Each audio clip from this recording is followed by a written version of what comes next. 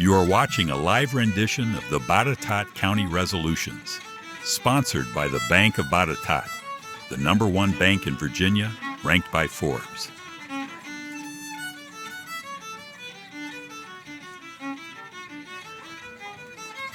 And now listen as Robin Reed sets the scene. Well, tonight we're going to travel back in time to the year 1774, when the British ignited the revolutionary patriotism in the American colonies by, that's right, closing the Boston Harbor after the Boston Tea Party. Now, the Boston Tea Party was a reaction to British taxes on the colonists. In the June of that year, the House of Burgesses adopted a resolution for a day of fasting and prayer in support of the Bostonians. And in response, Governor Dunmore dissolved the House of Burgesses 2 days later. This set off a first round of resolutions by Virginia cities and counties protesting the acts of Parliament and in support of the Bostonians. Now that summer, for reasons that have long been debated, Lord Dunmore mobilized the Western Virginia counties in 2 groups. He himself led the groups and the troops from Frederick and from Dunmore counties to what was Fort Pitt, PA. He called upon Andrew Lewis to gather, train, and command troops primarily from Botetourt, Augusta, and Fincastle counties. They would advance to Point Pleasant, where Dunmore had proposed to meet up with them. In early August, the members of the First Virginia Convention met in Williamsburg to elect delegates to the First Continental Congress. At the same time, General Andrew Lewis and his lieutenants were recruiting men to meet at the Great Levels on the Greenbrier River located near present-day Lewisburg. Lewis named the site Camp Union, and in early September, an advance group left Camp Union for Point Pleasant. A week later, the main body of troops, primarily composed of militia from Botetourt and Augusta, followed. Later, the Fincastle unit would follow with additional provisions and pack horses. The groups united and traveled together, the main body traveling in canoes. They reached the Ohio River at a place that we now call Point Pleasant, and this was on October 6th. According to a soldier who was present, the feeling of melancholy isolation prevailed throughout the army that first night. Although their 160-mile march into the wilderness was complete, their future was shrouded in mystery. Dunmore's division was expected to arrive first from Fort Pitt, and they were nowhere in sight. Despite deep confidence in their own prowess, these hardy militiamen realized they were encamped in the land of the enemy. Cornstalk, leader of the indigenous forces, stealthily crossed into Ohio with an allied force of 800 to 1,100 warriors. They prepared to attack at dawn. Painted for war, the native warriors had slipped quietly through the forest toward the glow of the campfires, barely seen through an increasing ground fog. 2 Virginia soldiers arose early on the morning of the 10th. They went in search of turkey, or maybe deer. Emerging from a packet of dense fog, they confronted 5 acres of Indians. They were about a mile from the camp. One soldier was killed under a volley from the war party, but the other one sprinted back toward the camp, screaming a warning. Immediately, the militia soldiers rolled out of their blankets, checked their flints, and fell into company formations. A hard-fought battle continued for many hours. The engagement lasted from an hour after sunrise to an hour before sunset, when the warriors withdrew in defeat. Casualties among the militia were severe. Almost 20% of the force was killed or wounded. Colonels Charles Lewis and John Field would die of their injuries, while Colonel William Fleming was shot 3 times in the battle. 1 musket ball remained in his chest for the rest of his life. The outcome of this engagement was a treaty which granted land east and south of the Ohio River to the English and their colonial settlers. An important provision prohibited the Indians from taking sides should there be a future conflict between the colonial settlers and the British.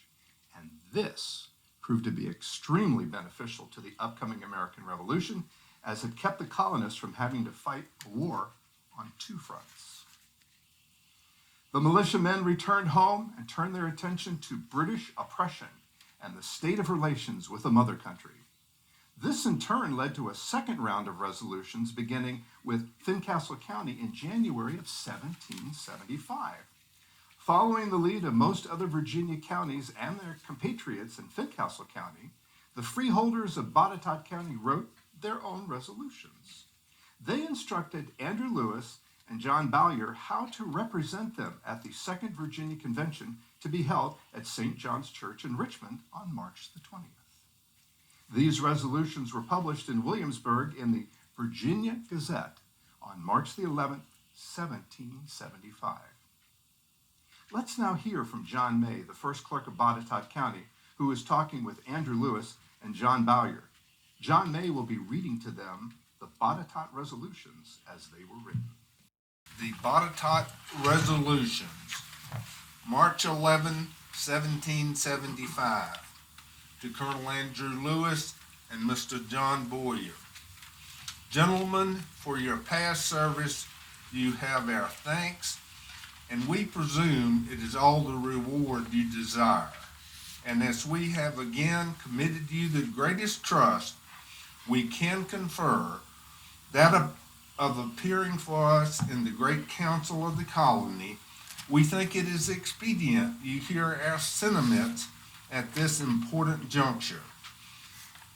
And first, we require you to represent us with hearts replete with the most grateful and loyal veneration for the race of Brunswick, for they have been truly our father, and at the same time the most dutiful affection for our sovereign, of whose honest heart we cannot entertain any diffidence. But sorry are we to add that in his counsels we can no longer confide.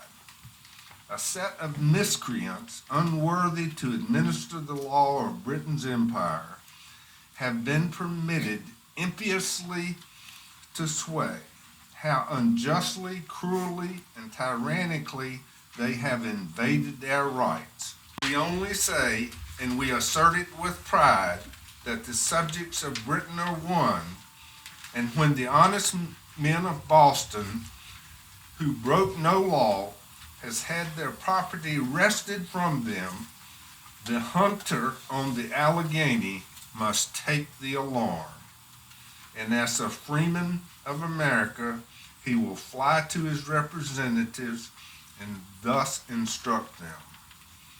Gentlemen, my gun, my tomahawk, my life, I desire you to tender to the honor of our king and country. But my liberty to range these woods on the same terms my father has done is not mine to give up. It was not purchased by me, and purchased it was. It is entailed on my son, and the tenure is sacred. Watch over it, gentlemen, for to him it must descend unviolated.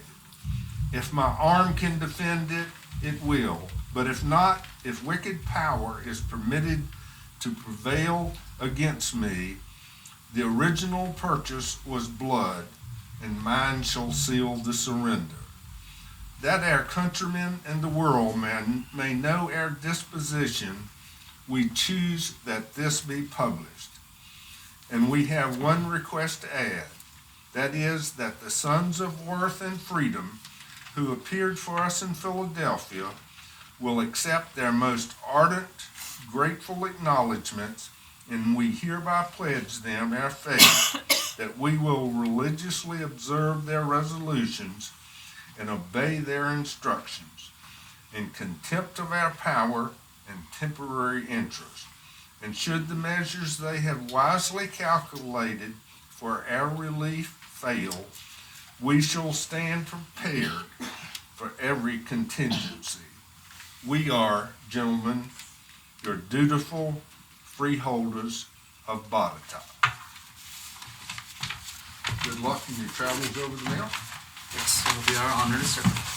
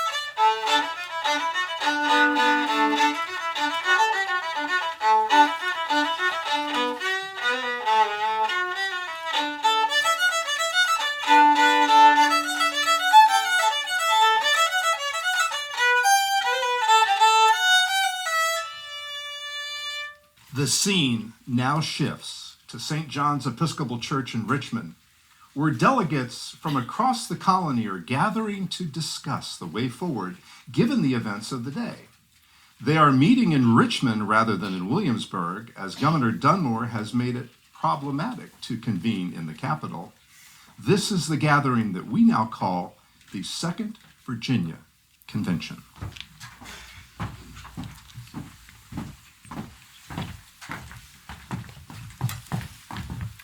John, how was your trip across the mountains? Not nearly as difficult as yours was last fall on the journey to Point Pleasant. That I believe. Here comes Mr. Randolph. How are you, sir? Gentlemen, Mr. Fowler, see you, sir. General Lewis, it's a pleasure to see you again. It has been a while. I trust you had a good journey. It was fine. It was fine. How was yours? Not bad at all. Not bad at all. I hear you did no less excellent a job over the First Continental Congress as you've done over our assemblies in Virginia over the years. Well, I did my job, but I'm not as sure that I did as well as General Lewis. Thank you, sir, for getting rid of the shine. Might you consider presiding over this convention as well? I would be pleased to do so. Welcome, gentlemen, to Richmond. It's a pleasure to see you again. Now, you are aware that one of the biggest things that we have to do is to elect the delegates for the Second Continental Congress in Philadelphia. I have talked with Mr. Washington and Mr. Harrison and Mr. Pendleton. They have all agreed to serve a second term. I still have to talk to Mr. Lee.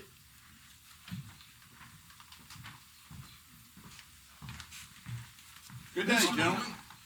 Mr. Lee, Mr. Randolph. welcome to Richmond, sir. It is a pleasure to see you again. It's a pleasure to see you as well. I trust you had a good journey. Yes, it was good. I have a question for you. Yes, sir. We were just talking about you. Would you be willing to go to Congress again? Why, certainly. Nothing would give me greater pleasure than to advocate for freedom from the British tyranny. Oh, sir. Mr. Randolph, Yes, sir. what about Mr. Bland? I am not sure that he could serve again. Might you have another suggestion?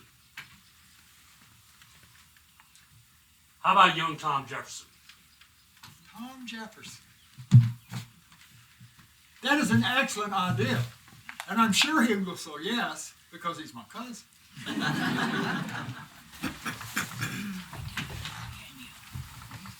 I would like to nominate Mr. Randolph as our speaker. Thank you, sir. I will second. All in favor say aye. Aye. I will represent you as best as I can. Well, since we've gathered here to elect the delegates, I'll go ahead and make a motion to select those delegates to represent us at the Second Continental Congress. I would like to put forward Benjamin Harrison, Edmund Pendleton, Peyton Randolph, Patrick Henry, Richard Henry Lee, and George Washington and Thomas Jefferson. All in favor say aye. Aye. Gentlemen, we have our delegates for the Second Continental Congress. Thank you, sir.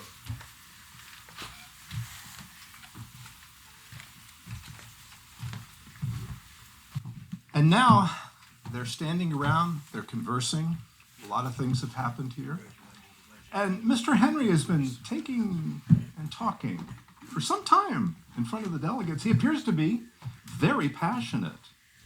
His words are important. Let's listen and see what he's saying. Sir, we are not weak if we but use the means that the God of nature had placed in our power. 3 million people armed in the cause of holy liberty in a country such as which we possess are invincible against any force that our enemy may send against us. And besides, sir, we have no election. And if we were base enough to decide, it is already too late to retire from the contest. There is no retreat except in submission and slavery. Our chains have been forged. You may hear their clanking on the plains of Boston. War is inevitable. Let it come. Yeah. Here. I repeat, sir, let it come. It is in vain to extenuate the matter. Gentlemen may cry, peace, peace, but there is no peace. The next gale that sweeps down from the north will bring to our ears the clamor of arms. War is already begun. Why stand we here idle? What is it the gentlemen wish? What would they have? Is life so dear or peace so sweet as to be purchased at the cost of chains and slavery?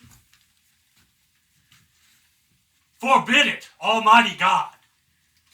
I know not what course others may take, but as for me, give me liberty or give me death. Here. Here, here. Gentlemen, you have all heard Mr. Henry, and I think we all agree with what he had to say.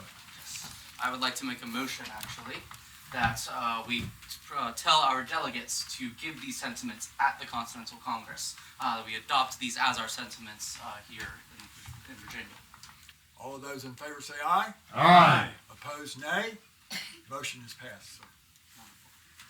Well, in light of that, of adopting Mr. Henry's sentiments, I have actually drafted a resolution to deal with us and securing a militia. Resolved that a well-regulated militia is the natural strength of any free country, and that such a militia in this colony would forever render it unnecessary for the mother country to send a standing army to this continent, and it would alleviate the taxation for the purpose of our defense. That the establishment of such a militia is at this time particularly necessary. For the laws of our government have already, for our defense have already expired, and others will soon do so. And the remissness of our government in not allowing our legislature to convene is also leaving us insecure in this time of distress. Resolved, therefore, that this colony be moved into a state of defense. That a committee be formed to plan for the defense and training of as many men as necessary for that cause. So resolved. Mr. Speaker, Yes, sir. I second the motion. There's a second. All in favor say aye. Aye. All opposed, nay. Thank you, Mr. Lewis, sir. Gentlemen, we have much work to do. We need to leave this building and get to work. This meeting is adjourned. Thank you for your attendance. I'll give you this to take to the Congress. It has begun. It has. May God have mercy on us all.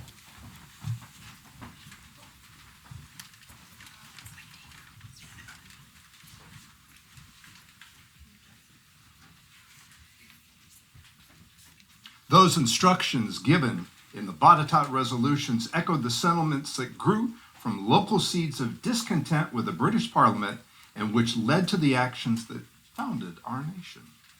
One action of this Second Virginia Convention created a committee to organize and train a fighting force for the defense of Virginia.